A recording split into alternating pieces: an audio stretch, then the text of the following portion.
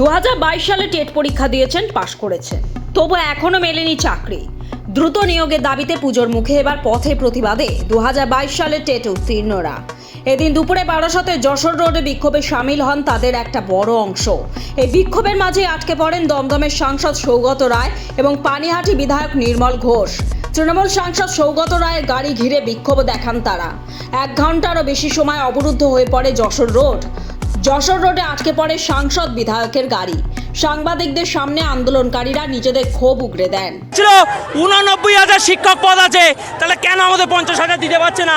26 সালে ভোট আছে মমতা ব্যানার্জি, কেন আমাদেরকে দিচ্ছেন না? উত্তর দিন। আজকে পুরো এই আন্দোলন পুরো 22 টেট প্রার্থীদের নয়, শুধু শিক্ষকদের নয়, পুরো বাঙালিদের এই আন্দোলন। বাঙালিকে জাগতে হবে, পুরো পশ্চিমবঙ্গকে জাগতে হবে। আপনারা 2 টাকা ট্রেনের টিকিটের দাম বাড়লে অবরোধ করেন, সবজির দাম বাড়লে অবরোধ করেন, বিভিন্ন শাকসবজির দাম বাড়লে অবরোধ করেন, তাহলে আপনার বাচ্চারা আজকে প্রাইমারি স্কুলে পড়তে পারছে না, আপনি পথে নামবেন না। প্রোগ্রাম চলছে, কিন্তু আমাদের কাছে যা ইনফরমেশন এখানে কোনো জিনিসের অ্যাভেলেবেল নেই। আমরা ওনাদের সাথে কথা বলছি, দেখছি আমরা কী করবো। আমরা কথা বলছি, ওনাদের কি সমস্যা কথা বলি, আমরা কথা বলে দেখছি। আমি যদি ওদের সাথে কথা বলি, ওদের যদি কেউ আসে কথা বলতে, আমরা কথা বলবো কেন বলবো? প্রচুর মানুষ অ্যাম্বুলেন্সও আটকে যাবে, আমরা রিকোয়েস্ট করবো সেটাকে বাই করে দেওয়া।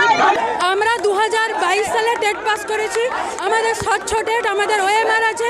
আমাদের আজ পর্যন্ত ওনারা কোনোমাত্র ভ্যাকেন্সি প্রকাশ করেননি, ওনারা নোটিফিকেশন বের করেননি। আমাদেরও তো জীবন জীবিকা আছে, আমাদের বাড়িতে বাবা মা আছে, অসুস্থ বাবা মা আছে, তাদেরকেও তো রোজগার করে কিছু মুখে তুলে দিতে হবে। আমরা কেন আমাদেরকে আজ রাস্তায় নামতে হবে? সাধারণ মানুষের জবাব দেবে, আমরা কেন বঞ্চিত হব এতদিন ধরে। ব্যুরো রিপোর্ট, লটারি সংবাদ।